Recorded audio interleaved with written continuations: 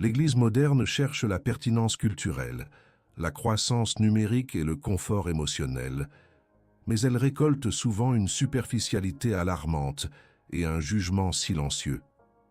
La vérité éternelle, pourtant, est immuable. Elle est une sentinelle inflexible postée aux portes de notre âme, nous avertissant des dangers des évangiles dilués. La sagesse intemporelle de Charles Spurgeon, le prince des prédicateurs, ne nous offre pas une voie facile, mais une boussole inébranlable dans la tempête de la crise de foi actuelle.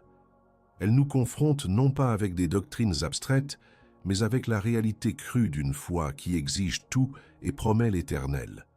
Nous vivons dans une ère où la quête du bien-être personnel a supplanté la recherche de la sainteté divine. Le christianisme, pour beaucoup, est devenu un moyen d'atteindre une version améliorée de soi-même, un chemin vers la paix intérieure sans les exigences du vrai repentir. Cette transformation insidieuse est le terreau fertile de la crise de foi que tant d'âmes sincères endurent aujourd'hui. Vous qui vous sentez peut-être frustré par l'hypocrisie déguisée en piété, lassé par des messages vains qui promettent tout sans jamais exiger la soumission à la croix, votre douleur n'est pas un signe de faiblesse, mais un symptôme de discernement spirituel. C'est l'âme qui crie famine face à un festin de miettes. Le scepticisme moderne, déguisé en intellectualisme, corrode les fondations mêmes de la foi. Il murmure des doutes sur la souveraineté de Dieu, sur la fiabilité des Écritures, sur la nécessité du sacrifice expiatoire. Il nous pousse à questionner non pas le monde, mais le Créateur, à douter non pas de nos propres cœurs idolâtres, mais de la justice inflexible de l'Éternel. Et l'Évangile de confort, cet ennemi commun insidieux, se fait le complice de ce scepticisme, promettant un Dieu à notre image, un Dieu qui valide nos désirs plutôt qu'il ne transforme notre nature. C'est là que réside la douleur. Ça caché à border. Cette sensation d'épuisement d'une foi basée sur la performance, cette désillusion face à des leaders défaillants, ce combat solitaire contre le péché sans la force de la saine doctrine.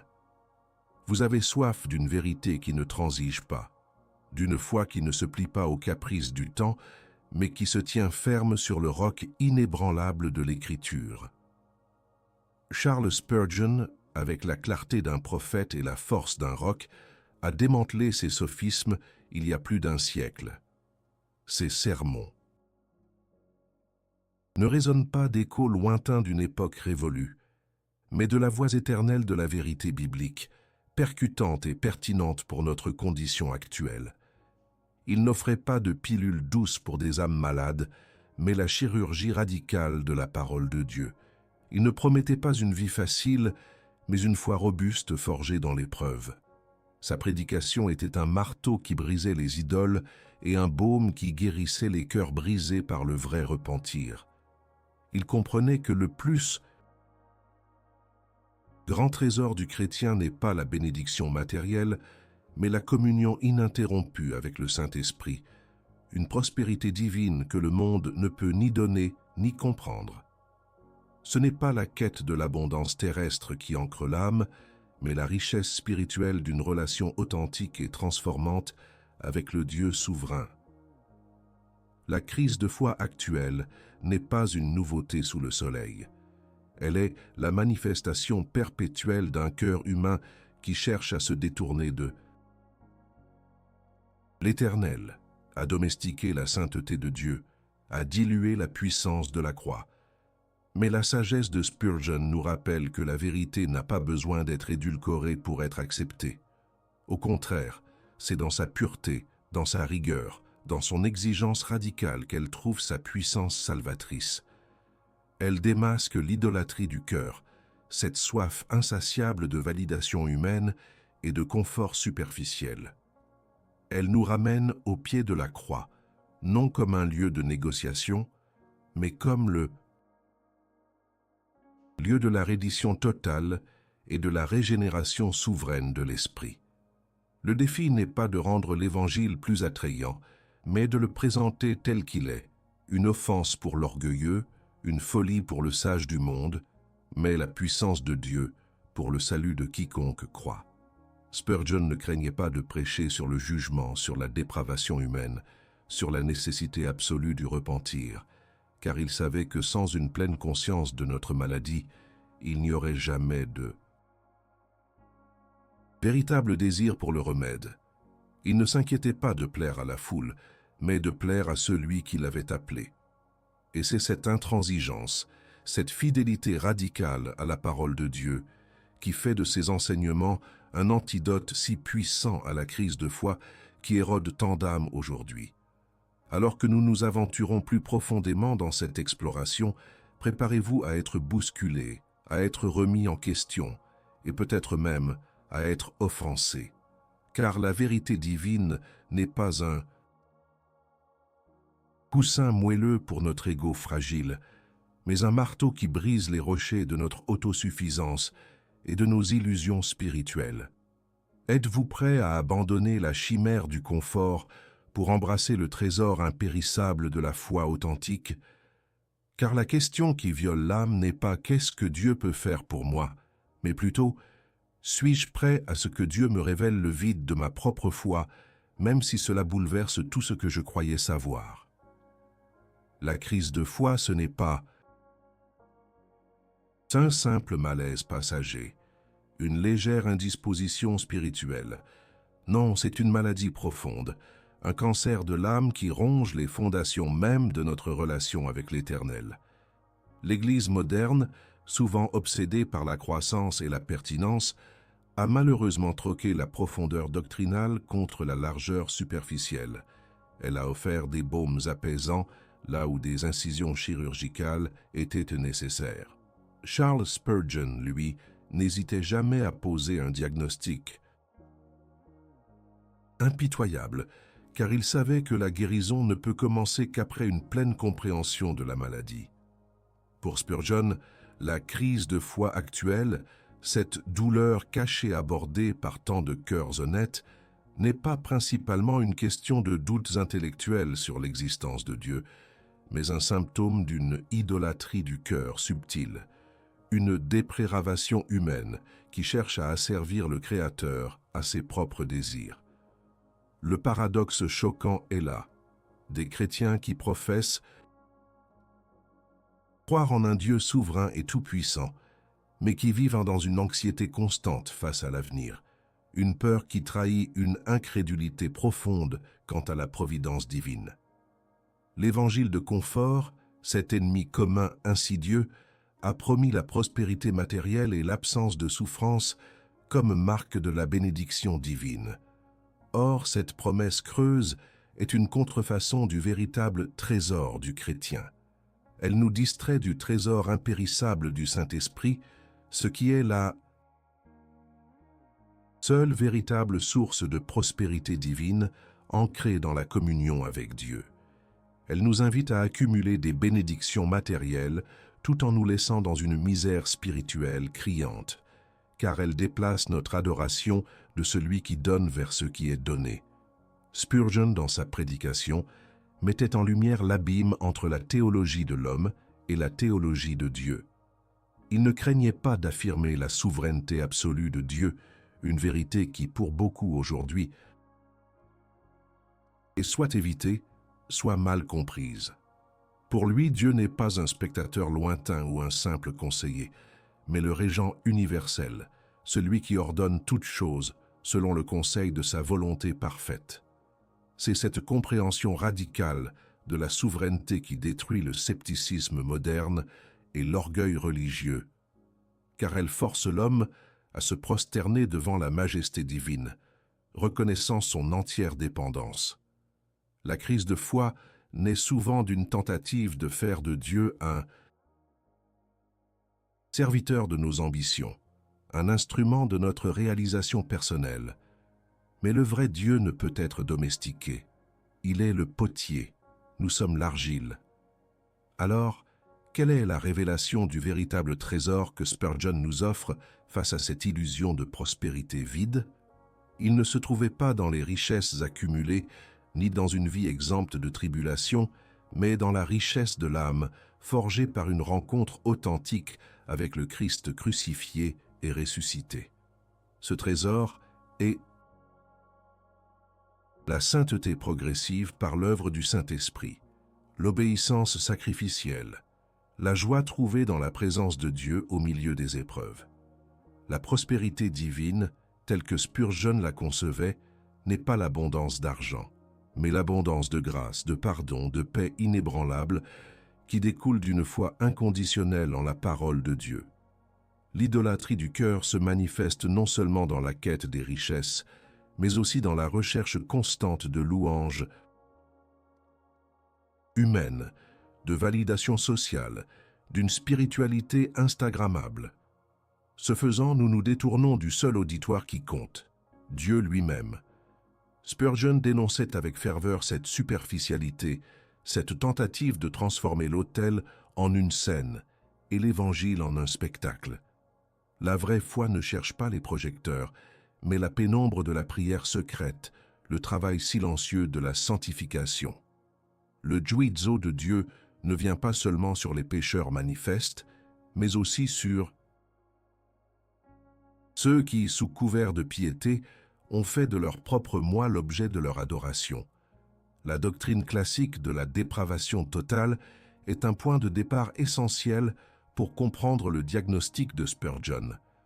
L'homme, dans son état naturel, est incapable de rechercher Dieu, de le comprendre vraiment, de lui plaire. Cette vérité, bien que inconfortable, est libératrice.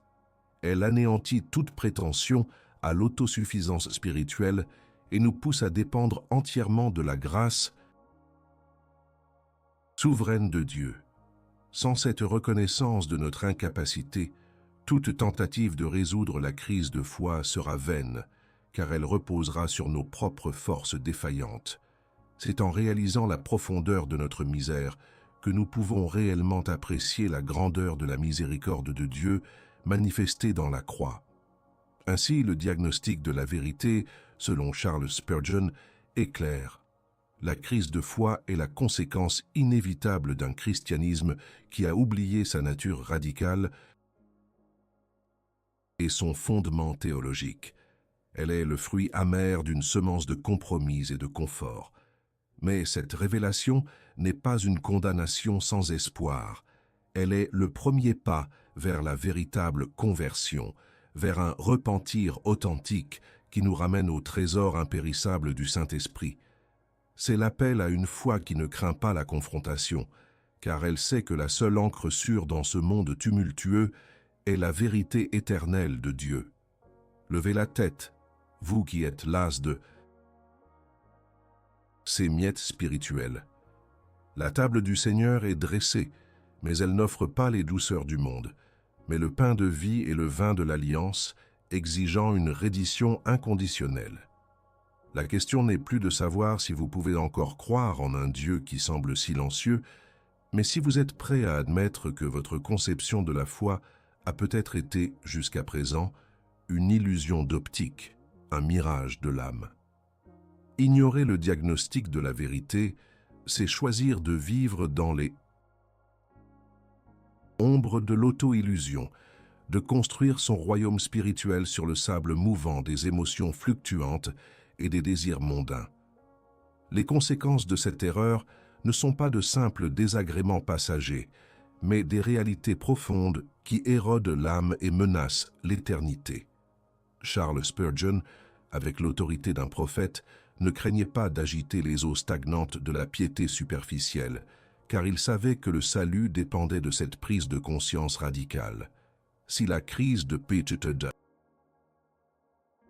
foi actuelle est un symptôme, les conséquences de l'ignorer sont la progression inévitable de la maladie vers une mort spirituelle camouflée sous des dehors religieux. La superficialité de la foi moderne, nourrie par l'évangile de confort, engendre des chrétiens qui sont forts en parole mais faibles en action, prompts à la louange mais lents à la sainteté. Est-il possible de professer la foi en Christ tout en vivant une vie de compromis constant où le monde dicte nos valeurs et nos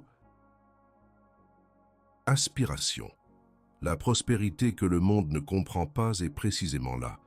Le paradoxe d'être riche en foi tout en étant pauvre aux yeux des hommes.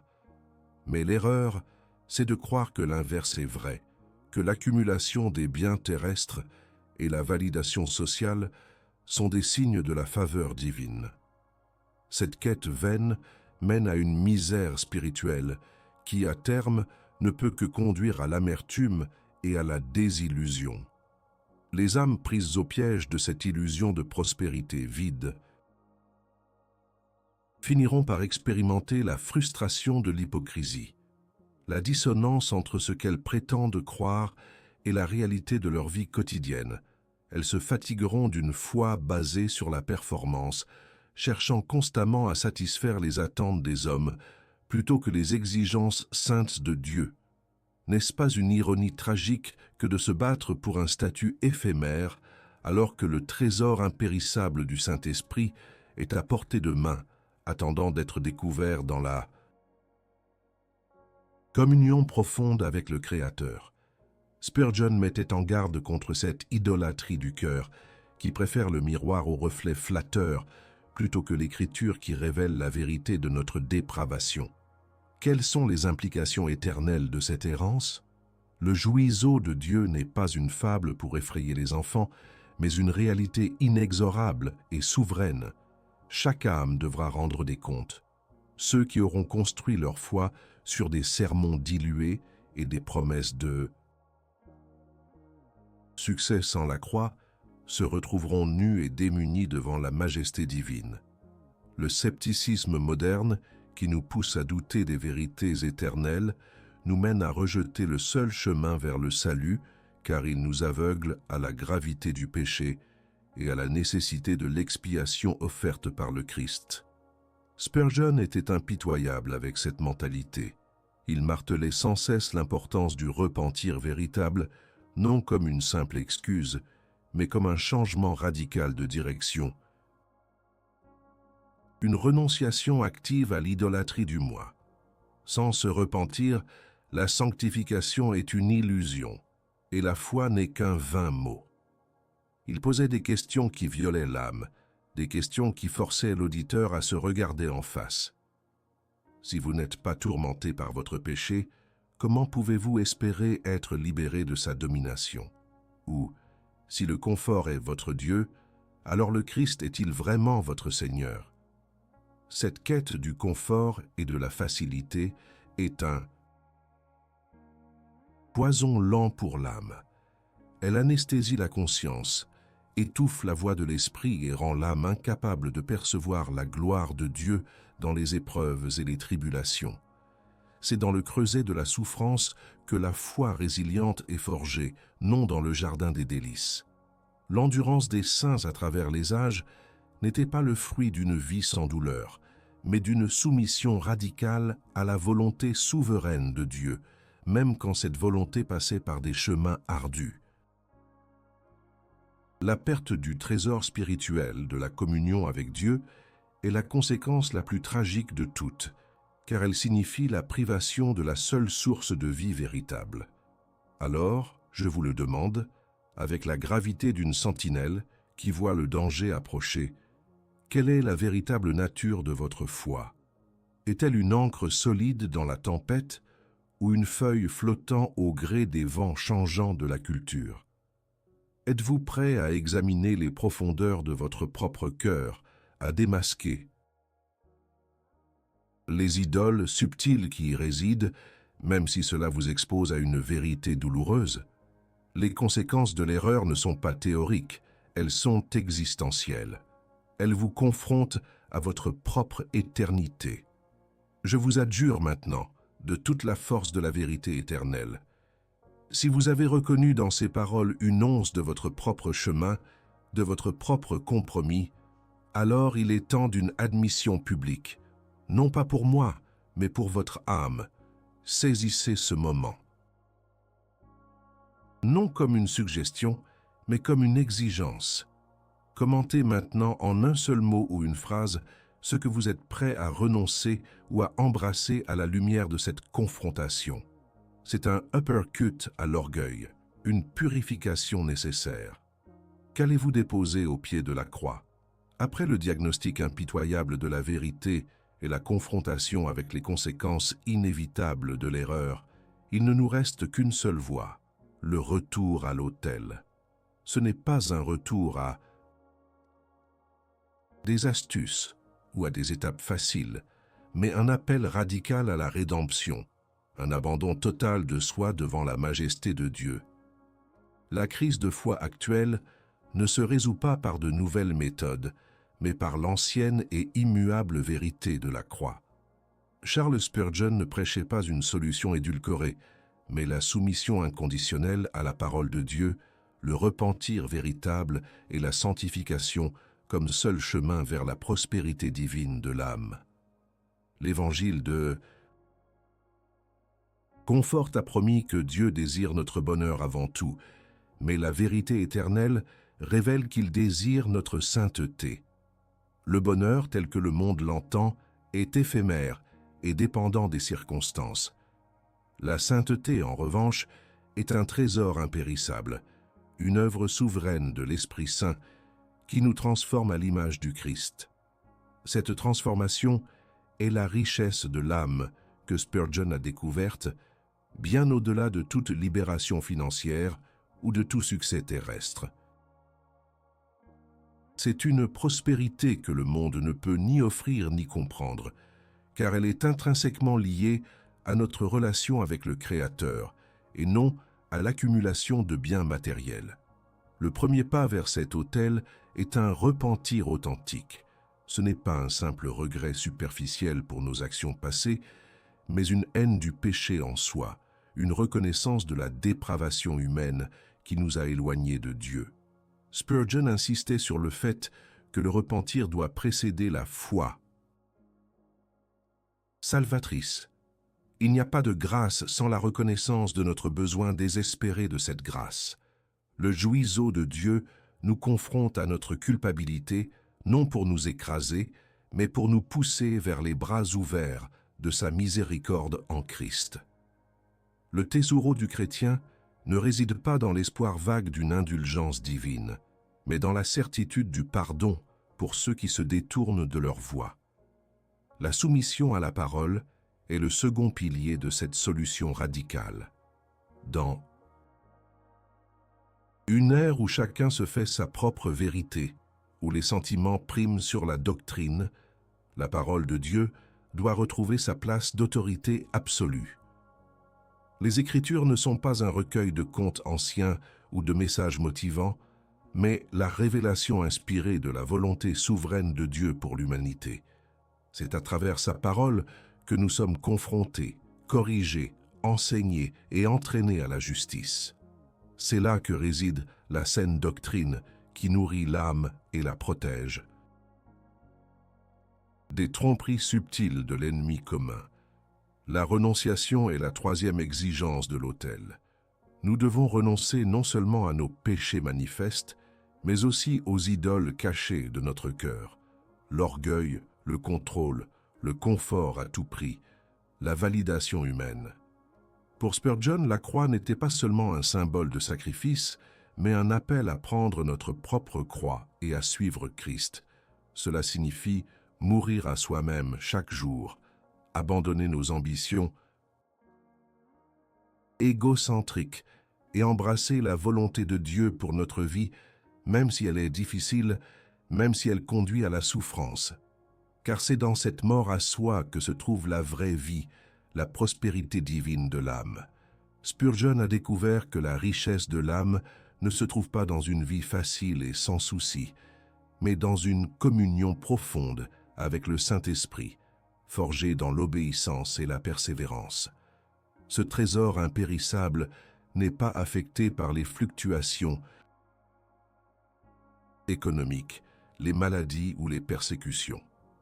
Il est la présence constante de Dieu dans nos vies, la paix qui surpasse toute intelligence, la joie que le monde ne peut ni donner ni ôter. C'est l'essence même de la foi du Saint-Esprit. Une foi qui ne repose pas sur nos sentiments, mais sur la fidélité de Dieu. L'appel à l'autel n'est pas une suggestion polie, mais un commandement divin. C'est un moment de vérité où l'âme est forcée de choisir entre la voie large du confort et de la superficialité et la voie étroite de la sainteté et du sacrifice. La solution radicale de Spurgeon n'est pas une solution pour nos problèmes superficiels, mais pour notre condition spirituelle la plus profonde. Elle ne vise pas à nous rendre plus heureux aux yeux du monde, mais plus saints aux yeux de Dieu. C'est là que réside la véritable libération, la prospérité de l'âme qui surpasse tout entendement. Alors, qui répondra à cet appel? Qui est prêt à laisser tomber le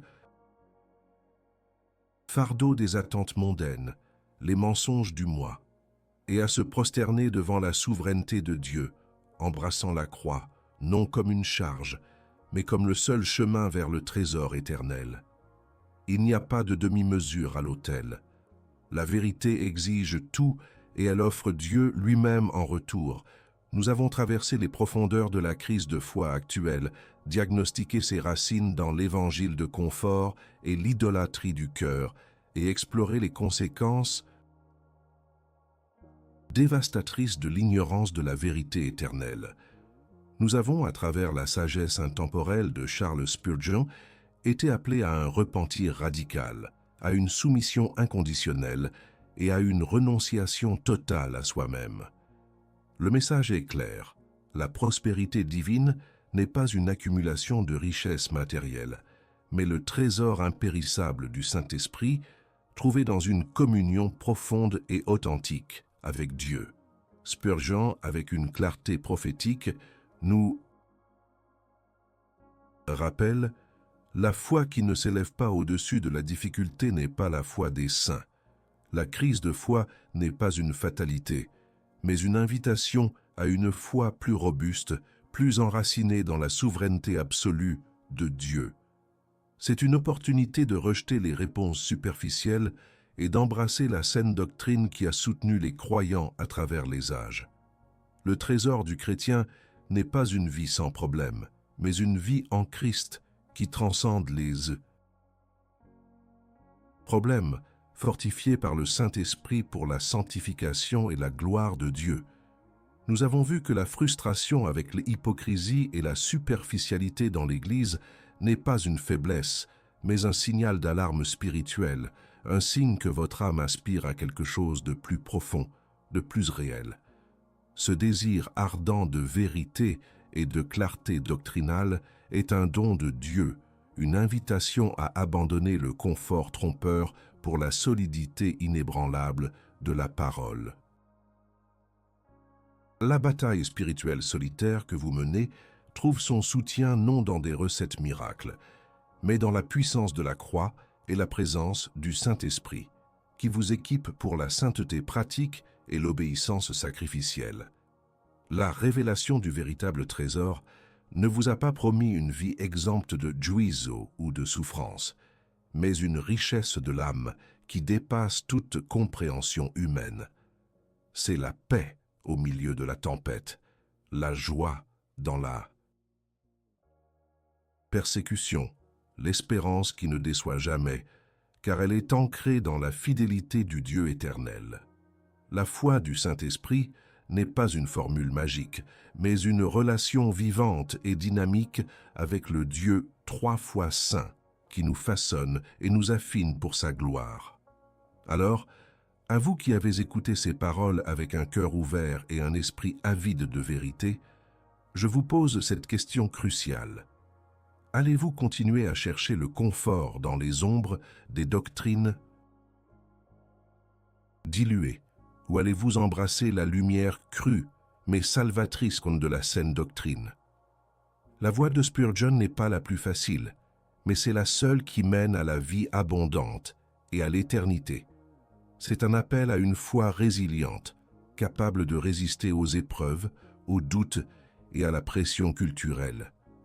Si ce message a résonné en vous, si votre âme a soif de cette profondeur théologique et de cette clarté intellectuelle, alors ne restez pas passif. Ce chemin de discernement et de transformation ne se parcourt pas seul. Rejoignez notre communauté non pour trouver des réponses superficielles, mais pour creuser plus profondément dans les vérités éternelles qui soutiennent l'âme. Abonnez-vous à cette chaîne pour ne manquer aucune de ces confrontations salutaires, car ensemble, nous cherchons à honorer Dieu et à nous fortifier dans sa vérité. Partagez dans les commentaires ci-dessous quelle vérité de Spurgeon, quelle doctrine ou quelle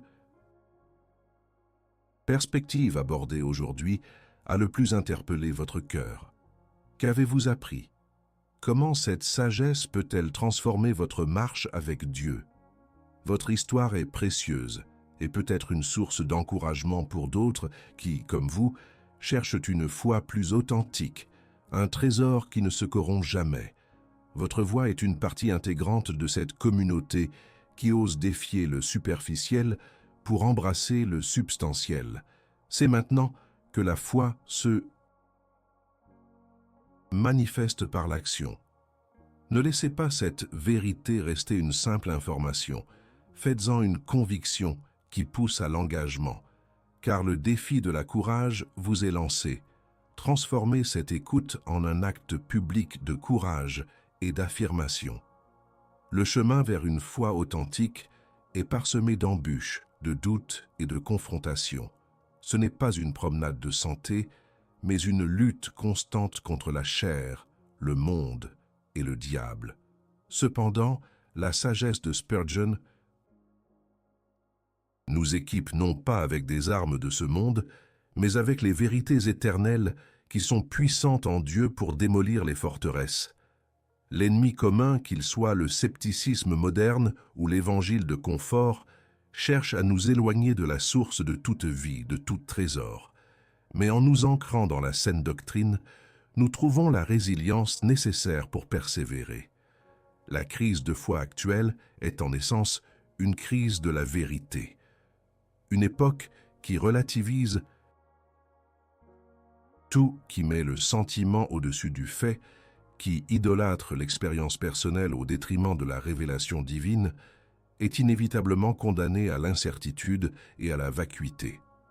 Le thésauro du chrétien n'est pas une émotion fugitive, mais la certitude inébranlable d'un Dieu qui est souverain, saint et juste. C'est la paix qui découle de la connaissance de sa volonté et de la soumission à ses décrets. Charles Spurgeon, avec son éloquence et sa profondeur, nous a montré la richesse qui se trouve dans la simplicité radicale de l'Évangile. Il ne s'agit pas de compliquer la foi, mais de la purifier de toutes les scories humaines, de toutes les additions qui la défigurent. La prospérité divine n'est pas une question d'avoir plus, mais d'être plus en Christ. C'est la sanctification qui nous rend conformes à son image, la grâce qui nous permet de vivre dans un monde déchu sans être du monde. L'épilogo de cette réflexion n'est pas une fin, mais un nouveau commencement. C'est un appel à maintenir ferme la confession de notre espérance sans fléchir, car celui qui a fait la promesse est fidèle. Ne succombez pas à la fatigue spirituelle, ni à la désillusion face aux imperfections de l'Église visible. Dieu est à l'œuvre et sa vérité prévaudra. Votre frustration et votre soif de profondeur sont le signe que l'Esprit vous appelle à quelque chose de plus grand, de plus éternel, que la sagesse de Spurgeon soit pour vous une encre et une lumière dans les ténèbres de l'incrédulité et de la superficialité. Qu'elle vous pousse à creuser plus profondément dans les Écritures, à prier avec plus d'ardeur, à vivre avec plus de courage et à témoigner avec plus de clarté. Le trésor impérissable vous attend, non pas dans un endroit lointain, mais dans le sanctuaire de votre propre cœur, purifié par le repentir et rempli par le Saint-Esprit. Soyez une sentinelle, vous aussi défendant la vérité contre les assauts de l'erreur et de la lâcheté spirituelle. Le moment de la décision n'est pas demain, il est maintenant. Vous avez entendu la vérité, une vérité confrontatrice qui ne laisse personne indifférent. Ce n'est pas une simple information que vous avez reçue, mais un appel urgent à l'action. La sagesse de Spurgeon n'est pas un concept passif, c'est un marteau pour briser les idoles, un baume pour guérir les âmes blessées par le mensonge. Alors agissez. Si ce message vous a interpellé, si une conviction profonde s'est enracinée dans votre cœur, il est impératif de la concrétiser. Ne laissez pas cette vérité s'évaporer dans l'écho du silence. 1. Abonnez-vous à cette chaîne. Chaque clic sur le bouton d'abonnement n'est pas qu'un geste technique, c'est un acte public de courage, une affirmation que vous choisissez la profondeur contre la superficialité, la vérité contre le confort. C'est un pas ferme vers une foi plus robuste, plus enracinée dans la saine doctrine. Chaque nouvel abonné est une sentinelle de plus sur le mur de la vérité éternelle. 2. Laissez un j'aime. Un simple j'aime n'est pas anodin ici. C'est une déclaration. C'est un oui retentissant à la souveraineté de Dieu, un engagement à défendre la vérité même quand elle est inconfortable. C'est transformer votre écoute en un acte de courage, une preuve visible que vous avez choisi le chemin étroit du discernement et de la sainteté. Aimez cette vidéo si vous osez vous aligner avec la vérité qui dérange. 3. Commentez ci-dessous. Ce n'est pas une suggestion, c'est un défi direct. Quel aspect de la sagesse de Spurgeon a le plus transpercé votre âme?